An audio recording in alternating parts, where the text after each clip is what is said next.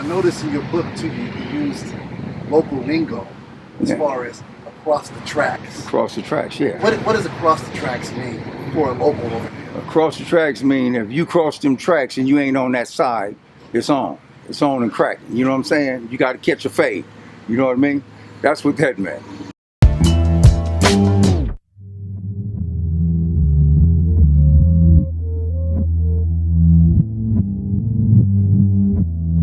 For the dime moves and the lokes, for the 6-4s on spokes, for the OGs that did a dime, came back around on parole. In the book, you made a distinction. Like there was a different environment on one side of the tracks compared to the other, mentality-wise, and just environment-wise. What was that about? Well, like I said, when we was going to Horace Mann, we had to cross the tracks, right? So the dudes on that side would always talk shit. What you doing across the tracks? You ain't supposed to be across the tracks. But keep in mind, they went to 59th Street School.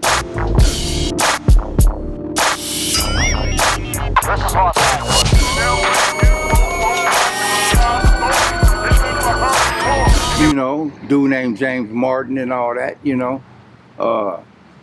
They were over there. So we crossed the tracks, we had to go to Horace Mann. I speak about it in my book when I tell dude, I said, man, it ain't like we chose that, this is the way it is. You know, and then me and him got down, you know. While you at Horace Mann, did the friction start with the Crips? Yeah, because it's funny because, and I'm gonna tell you something about Cutes and Rusty and his brother Mouse, man. I ain't never seen no dudes that like to fight. I mean, they like to fight. They get them up with no problem. Rusty, he get them up. Cutes get them up. And Mouse, I guess he got him up, but I never really seen Mouse get out. Mouse was more of a guy. I think he was more of the leader of that Magnificent Seven. So Mouse kind of talked shit. He would edge people on to fight. You know, Cutes and Rusty, and they didn't have no problem with it, you know. Yeah, they didn't have no problem with it, so, you know. Let me go back one question. At Van Ness Park, did you know a guy named Butchie? Of course, Fat Butchie. Tell me a little something about him, because seems like some people think he was a Fruittown Brim, some think he was a Van Ness Brim. Okay. No, Butchie was a Van Ness. He was a Van Ness boy, you know, but like I said, I don't know if I talked to y'all about it, but, you know, at one time they had a meeting with the Brims, and they became Van Brims, you know, and like I said, I wasn't really down with that.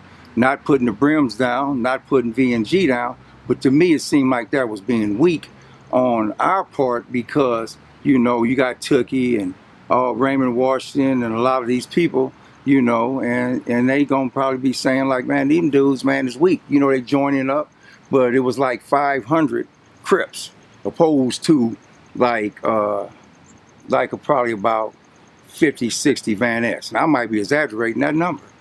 Right. Okay. So whether you're exaggerating or not, what type of numbers do you get of Brims at that time? The Brims had more. They had, I would say the Brims may have been 200 deep. They might have been 200 deep. So I was going to get to that. I'm glad you brought it up, but that was where I was leading to the Van Brim situation. Right. So they threw a meeting. There was a meeting between Van Ness boys and the Brims. Right. Are there any names that was here that you can mention from the Brims? Yeah, Terry Cadeau.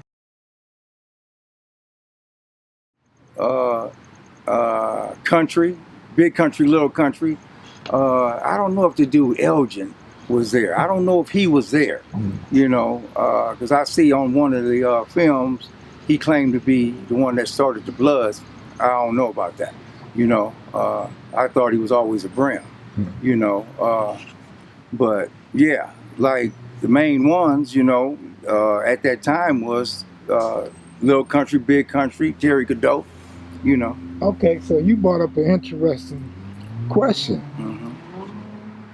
What is the distinction between Brims and Bloods to you? To me is this, and it's funny, check this out. When we was V&G, you know, we had a red streak in our hair.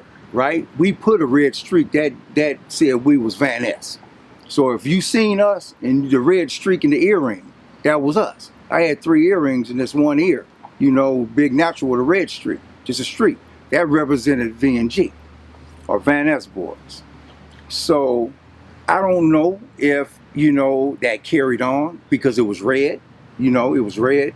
So they took that and threw it up in the mix, you know, and come up with the blood. I really don't know about that one, you know. So just kind of nail it like this. When you became a Van Ness boy, Yeah. was Bloods in existence at that time? Was that something that you identified with? No, it wasn't no Bloods. It was no name Blood. But this, what's up, young Blood? What you up to, young Blood? Hey, you fucking up, young Blood. But these was older brothers, you know what I'm saying? Everybody was a young Blood. If you was black, you was a young Blood, you know, but not gang-wise, you know? Yeah.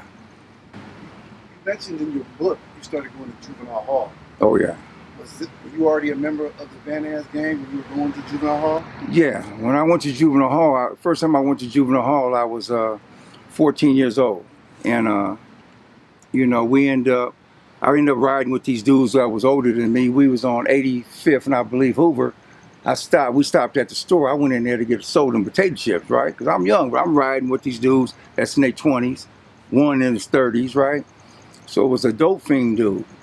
So I come out the store, boom, here he is. He goes in there, and me and my homeboy, we sitting there, but he's like 30 something, and he's sitting in the car. The dope fiend come running out. He done robbed the store. We right down the street from 77 Police Department. We take off. We go there, and you know, and I mentioned that in my book about Tootie. He was in there, you know, because they called themselves pressing me because I was 14. The police, you know. So when you're in juvenile hall, Mm-hmm. you're in there with all kinds of different gangs throughout the whole Mm-hmm. city.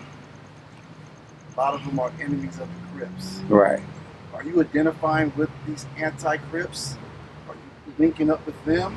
Or is this just Van Ness? No, it was Van Ness. It was V&G, period. And that's when my homeboys, I had that crew of 5. You know what I'm saying? And I came up with the original Van Ness sign. It was like this, a big V. That's the original sign. It's the V. It's the big V. That stands for Van Ness. And this right here, I came up with this one. This stands for West Side Van Ness. You see what I'm saying? You got the W and the V in the middle. I came up with that when I spoke about it in the book. So let me just get to the point. I was trying to drive it to when you became conscious that you were a Blood member. When did you realize that V&G's was now part of something bigger? Yeah. I would say later on in life, but I was hustling then, you know. It was always Van Ness, you know, or it was Brims, or the Van Brims, because they joined. But you did have some Denver lanes though, man. You had some brothers, they called themselves not the P-Stones, Blackstones, and they represented they was basically not our enemies. You know, they wasn't our enemies. Then we had Pyru. You had Pyrus a long time because one of my homeboys' cousin named Treetop was from Pyru. And I thought we just called him Treetop because he was tall, right? But they called him Treetop because they got a street over there called Treetop. When did you become aware of the Bloods? Were you already out of the mix? I was out of the mix, man. I was straight hustling, getting money, driving Rolls Royces. So during your V&G days, they weren't Bloods at that time? No, it was no Bloods. There was no word about no blood. It was no Bloods. I think he's trying to nail down, when did you separate yourself from the gang into hustling? Okay, cool. All right. So, let's say the times I was from 14 years old to 17, I was active in the gang culture, okay? And that's when I talked to my homeboys, telling them, look, man, this shit don't make sense. You know what I'm saying? Don't make no money, so we're going to transfer and start hustling. Okay, so that's 1973. Van Ness was not Bloods. Right. Okay. I want to take it back just a little bit, and then I'm moving forward to your Crenshaw High days. Okay. I noticed you mentioned the Hostess Cake Factory in the neighborhood? What's the significance and historical nature of that Hostess Cupcake, yeah, factory, yeah, right, bakery.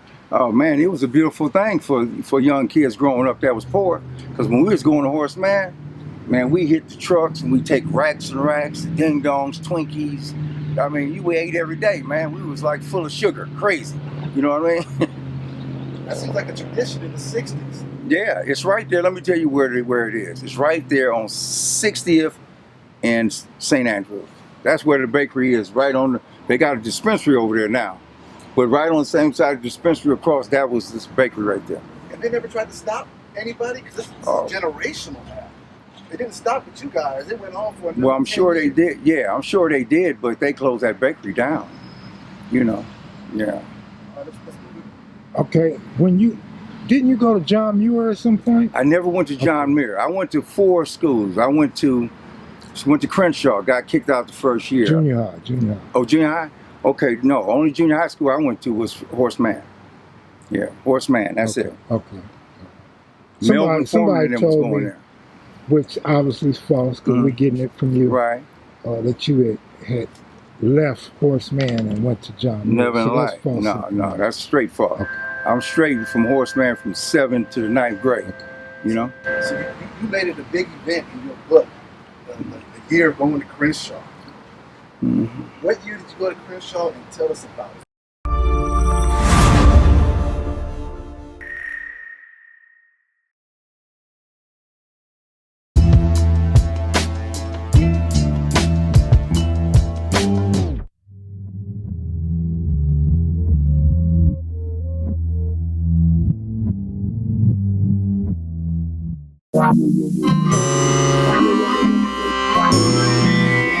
Sitting reminiscing about the days of way back.